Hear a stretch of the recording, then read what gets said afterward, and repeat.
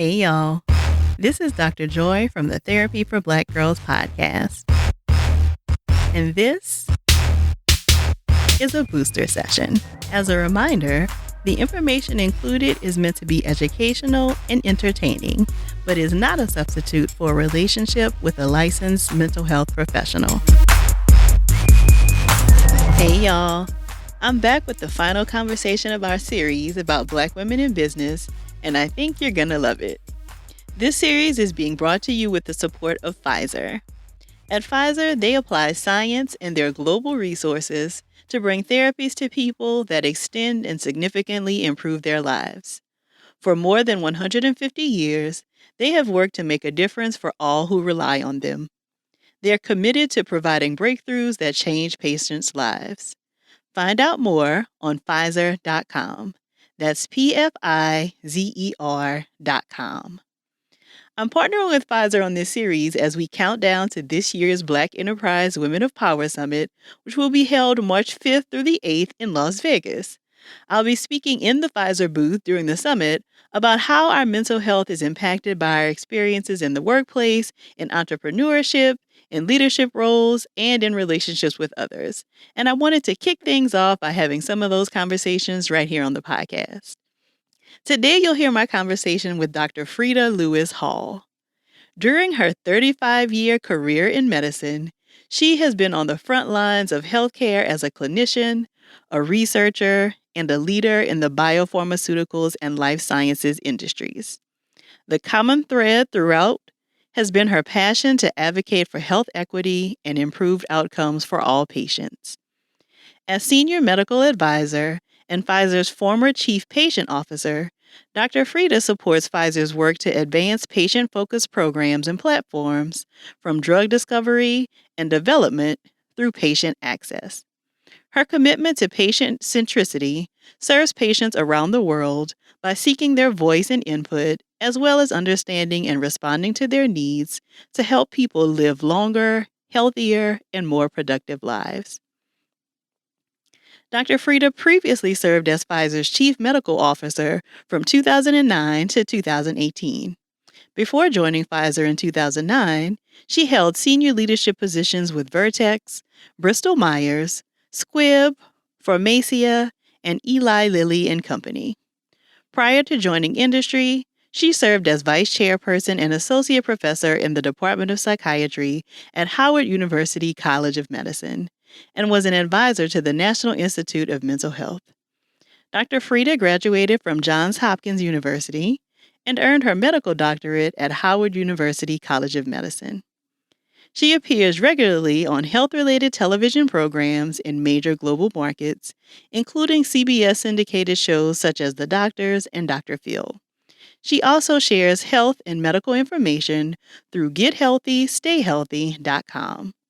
She currently serves on numerous boards including SpringWorks Therapeutics, Dell Medical School, Harvard Medical School, Faster Cures, the Foundation for the NIH, and the Patient-Centered Outcomes Research Institute. As you can hear, Dr. Freda is incredibly busy. She and I chatted about the work that she's done around health disparities, the factors she believes have led to her success, her tips for being a good mentee, how she tends to her own mental health while being so incredibly busy, and she shared the 4 groups of people she thinks we all need to have in our lives to continue to grow. If you hear something while listening that resonates with you, please share it with us on social media using the hashtag TBGInSession. Here's our conversation. Thank you so much for joining us today, Dr. Freda. Oh, it is my pleasure. I am so happy to be able to chat with you, someone who has had such an illustrious career, really focused on working on health disparities and really taking care of people who are struggling. So I want to hear from you what your career has been like. I want to hear what helped you to even focus on studying health disparities as a focus of your career. Well, for starters, I started as a child interested, if you would, in health disparities because my passion for medicine, my decision to become a doctor was when I was 6 years old. And I grew up in a home that included my uncle that came to live with us when I was born, my father's brother 1 year younger, who had been paralyzed at the hands of a polio infection when he was 6 years old. And I had lots of exposure to health issues and to the healthcare system, if you would. The people that took care of my uncle in both a primary care environment as well as surgical and rehabilitation and other environments. And we had great experiences. And so I wanted to be a part of that. But as I grew and understood what we were facing as a family, it was clear we were not necessarily getting access to or the benefit of things that others were getting the benefit of, at least not without a fight. And then when I went to medical school at Howard University in Washington, D.C., I had a chance from the other side to see the ramifications that lead to disparities. Everything from the economic environment to the physical neighborhood and environment, education, food, all of the above. And then I was really hooked in trying to find a way to address it wherever I could. Yeah, and I think it's really interesting that you did some of your training at Howard because I think that that kind of primes you, right, to be focusing on these kinds of topics in our community. Well, it primed me and forced me to action in large ways and small ways. Literally, I would look at the data to figure out what medications I should give my patients and at what doses and understand what would happen to them once I did. And the data was lacking. The studies had not been done in my patients. I would notice, well, gee, I gave this medication to my patient and it says here the likelihood of getting these effects was A, but it seems to me that they're higher in the group that I'm serving. And so I began to see that not only did we have work to do in addressing disparities, we had a lot of work to do in understanding disparities and then understanding what we could do about it. So having patients in clinical trials, just as a small example, so that we could really understand what medicines or procedures would be best applied to a patient population, kind of the beginnings of individualized or personalized health. And so that started a whole course of study for me in what I call ethnopsychopharmacology. So looking at the medicines that we use to treat anxiety and depression and schizophrenia and trying to get a better understanding of whether or not race and ethnicity had an effect on which medicines might work better, what doses might work better, what to expect in terms of side effects. And so it's really at that level that I think we have some understanding to gain in order to completely address the health disparities issues. And that's a great lead into my next question because I'm curious to hear from you what kinds of things you think we do need to continue to be focused on in terms of health disparities. So I think we have a few layers to focus on. We've got to do something about our policies and practices that would help us address some of the factors that we talked about. I don't think we completely solve the health disparity issue in our community until we address some of the economic challenges. So how to get equity or equality around our economics. We're not going to completely solve the problem until we address physical or environmental issues, safety, whether or not we're exposed to things that would lead to higher rates of illness. Asthma is a great example, kind of fixing the environment that we live in so that we can begin to reduce the impact of asthma on our community. So we've got a number of policy opportunities to put into practice and to address the societal issues and environmental issues that contribute to the disparities. But we also have an opportunity to address issues in our healthcare system. And I have a friend that laughs every time I say that. And she says, why do you call it a healthcare system? And I say, why shouldn't I? She said, because we ain't healthy, nobody cares, and it sure ain't no system. And right. So I laugh. I said, well, I disagree with the middle part because I think a lot of people do care. But we can't disagree with the fact that we ain't healthy and it ain't no system. So I think we have a lot of opportunities to address bias in the system. We have a chance to address access to the system. We can make things easier We don't have to get up and get on the bus or go to the car and go across town to see someone. We can use virtual technology. Our medicines can be delivered, so we don't have to worry about, access in that way. So there's some things that we can do right now today that improve access that we should do. And then my mother used to always say, there's some things you can do while you wait for them to do what they should do. So I think that there are some things that we can do in our communities and as individuals to reduce the burden of health issues in our community. And that includes upping our game in health literacy, like really learning things about our health as individuals that live in the community and to spread the word about the importance of that. So what is my health history? What is my family's health history? Am I monitoring my blood pressure, my pulse, my heart rate? Do I get my sugar checked? And on and on. And then the individual behaviors that we do, what we eat, whether or not we're active, et cetera. So I think that there's a whole spectrum that we can do. And then as a system, I guess my passion, but also my fantasy, if you would, like if I could just pick a thing, would be to actually take the models that we have that we know work in communities. We've demonstrated that we know how to get at this. What we haven't done is identify them as scalable models and then scale them. Taking what we already know we can do and that we've demonstrated that we can do well and figure out a way to not make that just happen in, one community, but to provide a platform to expand it to as many communities as we could get it to as quickly as we can get it there. Yeah, and that is something I talk with a lot of like physicians and researchers and scientists online. And it seems like a large part of their struggle is funding for these kinds of projects, right? So when you want to specialize maybe in a certain group, the funding sources will say like, oh, that's not scalable enough or it's not global enough.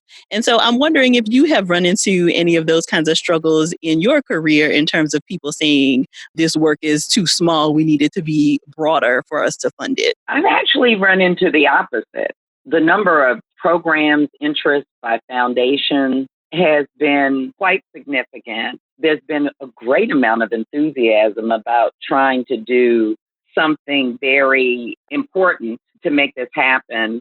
And the organization around it, or the difficulty in organizing around it more nationally, if you would, has been a challenge. And I know that there are organizations who certainly have done this for as long as I've been around, and many, like the National Medical Association before I was born, to try and make important things around health happen in our community, and have worked to find funding to do so. But the matchmaking, the money to the organization has really been one of the problems. But again, organizations are beginning to take this on, and I think with some success. Right, I would agree. I think that it is becoming a bigger part of the conversation. But, when you talk about the fact that you even got to name the field of study because it was something that wasn't being done, lets us know that we do still have quite a ways to go in terms of continuing to do this research and work. That's true. That said, I'm kind of old. And so I've had a chance to name a lot of things. That really means you've been able to make your mark. So I want to talk more about that because there is clearly no one who gets to the level of success that you do without some things that have really, I'm sure, helped you along. So can you talk about some of the major factors that you feel like have contributed to your success in your career? Oh, would love to, because I mentioned my upbringing. I think that my parents believed I could fly and thought their job was to give me wings. They did not have a lot in terms of education or exposure themselves to healthcare, but they were bound and determined that they'd give everything they could get access to. And just a quick vignette, my father drove a taxi at night and on the weekends. And so I would go hacking, which is what that used to be called, with him. I would ride a cab with him. And we would then take breaks and go to the museums on the mall. I was just a little girl, but I was in love with the medical museum in Washington, D.C., the Smithsonian. And we would go in and see, hearts in jars and, legs in jars. And I was just mystified by all of this medical stuff. And, my dad would gladly take me every chance we got to do that. Well, they closed the museum and dismantled it years and years and years ago. But several years ago, I was invited to be interviewed and mentioned this to the reporter who found that some of the exhibits had been moved and knew where they were. So we had a chance with my dad well into his 80s to walk the museum exhibits that we used to walk as I was a child. So just the depth of impact of having someone so interested in what I wanted was just really a constant source of inspiration. And I grew up in a family that had many of the attributes that were, I think, critical to my long-term success. My uncle, the one that came to live with us for many years. And he had such a spirit despite his health challenges. So he was a let's get it done kind of guy. He developed his own kind of way of managing around our house. He crafted things that would allow him to lift out of high places or reach low places. He crafted, before it was a thing, hand control so that he could drive the car. I mean, it was just amazing to see what you could do if you put your mind to it and allowed yourself to then problem solve to make it happen. And then my mom was a voice till I had my own. So I can't tell you how many times the system, I'm doing air quotation marks, you can't see, a counselor who didn't think that I should consider being a doctor and thought that I should just plan to marry well because I was a lovely young lady. I can't tell you how many times I went home and my mother said what she said about her. It's like, don't you worry about it. I'm gonna take care of her tomorrow morning. but tonight we're gonna get you in college, right? So just the idea that I had someone that did not allow me to conform to what other people thought I was able to do made sure that however often I lost my confidence, didn't lose my persistence for getting to where I wanted to be. So, all those things added up, I feel just really gave me the armor to face a system, if you would, or communities that often had low expectations of me and wished I would meet them, or put barriers in front of me. Oftentimes I couldn't see, challenged me in very many ways. So I feel like they really armed me with some tools that have allowed me to navigate. Yeah, so it really sounds like that persistence was really kind of stamped into you very early on. It was. It also made me open to mentorship, to listening. My mother was, let's just call it, compassionately honest. so, so I was getting hard-hitting feedback from my very early days. It made me, kind of having a team around me like that made me very open to feedback over time. And I found myself asking for feedback, seeking mentorship, and I've been taught how to receive it. And it was wonderful. I had incredible mentors. I mentioned Howard University. Dr. Freda Lewis-Hall was one of my mentors from the day I walked through medical school in 1976 until the day he died just recently. Always open for advice and support.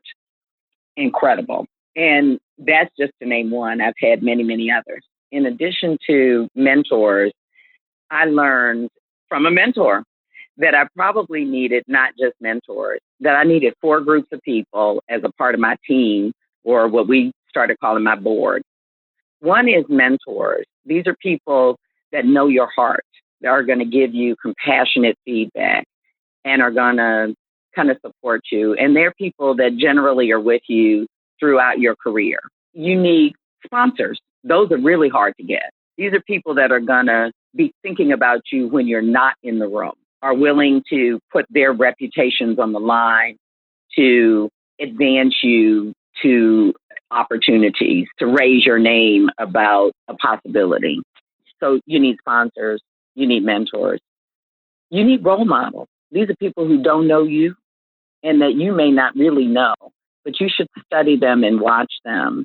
These are people that either have special, unique skills, have gotten where you want to be, have attributes that you would like to have, and you should study them, right? Watch them closely, learn about them, and then, kind of use them. You may never meet them. You may, which would be amazing, but you don't have to. But you just watch them and learn from them from afar. And then last but not least, I think this is a group that we don't use very often either, is coaches. And that is, I've gone countless times to people. I've seen them, for example, tackle a tough issue in a meeting and realize that that's not one of my strong suits. And have gone to them and said, can you coach me on, how did you do that? Can you teach me that? So you can get coaches that are, kind of friendly coaches, if you would, that you don't have to pay for. But you can also hire coaches to do certain things, public speaking, decision making. I mean, there are a whole list of teams or individuals that can coach or teach in a didactic way around specific issues that you need to close the gap about. And I tell people, think about all four of those. And then in finding them, coaches tend to be a little easier. These are short-term engagements. Role models are easy because you don't have to ask anybody for anything. You're just kind of following them. And that is something that a lot of our listeners struggle with in terms of wanting to kind of climb the ranks in their business places or in their educational fields, is the difficulty in connecting with mentors. Do you have any suggestions or tips for people who are maybe looking for mentors and are not quite sure where to find them? Mentors are more difficult because you do have to ask for their time and their attention to you. And I often say you don't really choose mentors, they choose you because they've got to agree to spend time. So make yourself a good mentee. Choose a mentor that you not only think is good because they're high up in your organization or whatever, but somebody that you believe can, because of their kind of schedule, will, because of their intent or their willingness, spend some time with you. And then approach them. And don't be offended if they say, I've got 5 mentees, and if I'm going to do a good job, that's already too many. Maybe at another time, or I am so sorry. Forgive them for that. And then ask if they know someone who's had like experiences that might be willing to take you on as a mentee. And then again, sponsors choose you too, but spend time with some of the people that you think can provide advice and support, who are in the rooms that you're not in, or exposed to things that you're not exposed to, that they might be willing to raise your name for a special project or activity. Might think of you if they think of a class that has opened up that they know you're interested in, and raise your name for it, etc. It's a lot of work. But again, I've had good mentors and coaches who've helped me think about how to do this over time. Yeah, and those are such beautiful suggestions, especially the coaches, right? Because I think it is very easy to kind of see somebody in a meeting or in a class that you realize you admire, or they do something like you said, they have a skill that you don't, and to be able to say like, hey, can you teach me how to do that? I think those are often very missed opportunities. Well, and many times people think you need a mentor for that. You don't necessarily have to have a mentor for that, right? I use the feedback from my mentors. In particular, again, I said, I want compassionate access. Mentors are not cheerleaders. I want to be able to go into a room and say, this is what I really want to do. And have a mentor say, oh, honey, you got a lot of work to do if that's what you're trying to get to. And here's what you're missing, right? You really want someone who's going to hit you with some hard truth so that you can make yourself better. And you also want someone who I think knows your heart. And my husband is one of my best mentors ever. And we've been together since, we were young. He really knows my heart. And when I wanted to move from practice and in an academic center to a pharmaceutical company so that I could continue my work, I got such pushback from family and colleagues. They were like, "You got to be kidding me." Real tears at Thanksgiving time, the whole Wow. thing. But my husband knew my heart. He said, "Look, you've been a healer since I've known you. Does it matter to you if you do it one at a time or a million at a time?" And that moved me. I mean, it was like a million at a time. I hadn't thought of it that way. And I was in, all in. And so it has been so rewarding. But if I didn't have him as a mentor to help me kind of understand what it was I was seeking by going into that space, I would have really missed an opportunity. And so, again, you want mentors. They don't have to be, your boss's boss at work. They can just be people who know you, who give you good feedback, who can kind of help you think about where you want to be and how to get there. I love that. I love that, Dr. Freda. So, how have you been able to take care of and tend to your own mental health while continuing to do all of this amazing work? Okay, so that is a development area for me. As it is for many of us, right? That is the development area for me. Again, I had some good mentors in that. My grandmother, my father's mother, had 16 children and a heap of foster children on top of that over time. And we would go down to her house in Richmond, Virginia, with all kinds of demands about her. We want this and we want that. We would be visibly disappointed, shall I say, when she said no. She had a saying. She would say, "If I set myself on fire to keep us warm tonight, what are we going to do tomorrow when it's cold?" Ooh. Mm-hmm.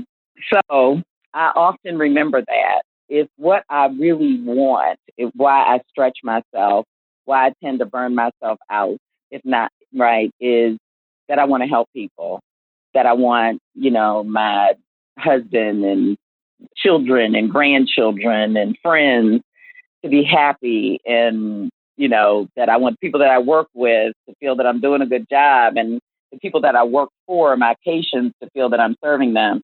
You start adding all that up and there's no time in the day for yourself.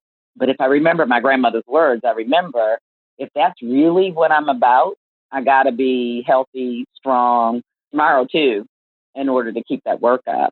So I use my passion to try and fuel my, I guess, decision making about how I spend my time. And I had a refreshed message, but I lose myself in that. I'm not going to deny. I could honestly say I don't always get the sleep I should get. I, for sure, don't eat all the healthy foods I'm supposed to eat when I'm supposed to eat them. And, let's just say my exercise regime is wanting.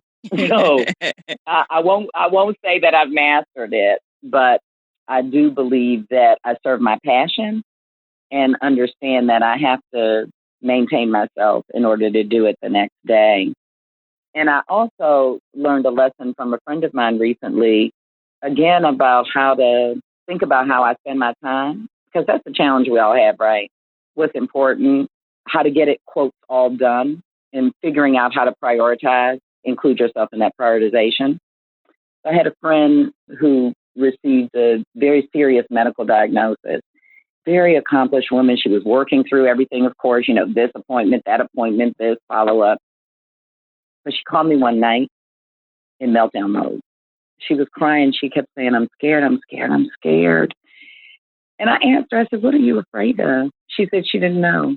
I went into clinical mode, right? So, well, let's work on this. Let's talk about it. And I asked her, I said, "Let's start with the obvious. Are you afraid to die?" And she said something that really changed my course. She said, "I'm not afraid to die, but I am afraid to die and not have people know who I really am." Mm. I said, "How can you say that? You're smart, you're talented, you're accomplished, you've done this." I'm reading her resume to her, right, in my head. Uh-huh. She said, "That's not what I want people to know. I want them to know that I'm faithful and that I'm grateful." And that, she started listing things that I knew about her, but I realized that probably not everybody knew about her because she was so busy focused on kind of her other accomplishments. And And that's what she made most visible. She's doing fine now, right? But she corner turned herself and myself to say, you know what? As I begin to make my decisions during the day, maybe I should not make them only on this. Maybe I should think about who I am inside and who I want people to see me as outside and make some decisions about that. So we do to-do lists that are not really to-do lists, they're to-be lists. So under grateful, what am I doing today? Under faithful, what am I doing today? I want to be a helper. What am I doing today? I mean, it changes you. And you realize if you're not putting things in those categories that are really important to you, then you're not really taking care of you. What a beautiful sentiment. I mean, it kind of reminds me of gratitude journaling, right? So when you focus on the things that you are grateful for, the things you're thankful for, it changes your perspective. It does. So interesting that you would say that because I am fascinated by the effect of gratitude and the medical studies that show difference in biomarkers and in measurements of health. There's a study in congestive heart failure, for example, that shows improvements in people physical improvements in people in their congestive heart failure measurement when they do simple gratitude exercises. So it's really incredible what tapping into your purpose and your gratitude, and you become self-aware and self-serving in a good way, that we become healthier, happier, and altogether better. Yes, yes, absolutely. So, Dr. Freda, the name of your book is Make Your Mark, Why Legacy Still Matters. And so I am curious to know, what do you hope your legacy will be? Well, my father suggested, and which is where the title of the book came from. One day I was in my own meltdown mode. Nobody liked me, et cetera, et cetera, et cetera. And I said they just didn't know me, basically. And my mother suggested that I didn't know myself and that I needed an opportunity to think more about who I wanted to be and how I wanted to show up. And my father suggested that I think about that in terms of my legacy, which would be measured by what I left behind, who I brought behind, and what I demonstrated I had learned along the way. And so that's what I focus on. I just want to leave behind my early days. I used to say, I just want to save one person's life or change one person's life. And that's how I feel still every day. Can I just touch one person? I hope that my legacy is that I sought every day to help at least one person in a day in some small way or some bigger way if I could. And who I brought behind, I have to say my children and my grandchildren, if I can just have children who have a commitment to giving back and to doing right. And I feel that I have hit that mark and then some. I have three amazing children and their significant others, and my grandchildren the same. But I also hope to be able to give back to people around me, some that I know and some that I'll never know, by giving a piece of advice, giving an encouraging word in some form or fashion through some medium. And I've actually felt really good about that too. I've met people who said they read the book or they saw me speak or saw me somewhere in action doing something, whatever it was, and that I had somehow touched them or inspired them. And that means the absolute world to me. And we would be here all day and 4 more days for the things I've learned along the way because I had a lot to learn. So I feel really excited to be on a road to leaving something behind, to having pulled some people, to lift as I travel. And hopefully I'll continue to learn. Absolutely. I do believe that. Well, thank you so much, Dr. Freda. I really appreciate you sharing all this beautiful wisdom with us today. Oh, no, it is absolutely my pleasure. I'm so glad Dr. Freda was able to share with us today. And I'm really excited that I'll get to chat with her again at the Women of Power Summit, where we'll be talking about anxiety and imposter syndrome in Black women. If you'll be at the summit, please send me a message and let me know. I'd love to see you there. To learn more about Dr. Freda or to share this episode, visit us at therapyforblackgirls.com/Dr. Freda. And don't forget to share your takeaways with us either on Twitter or in your IG stories using the hashtag TBGInSession. Thank y'all so much for tuning in each week for this special series, and thanks again to Pfizer for their support. I'll be back again next week with our regularly scheduled episode, but until then, take good care of yourself.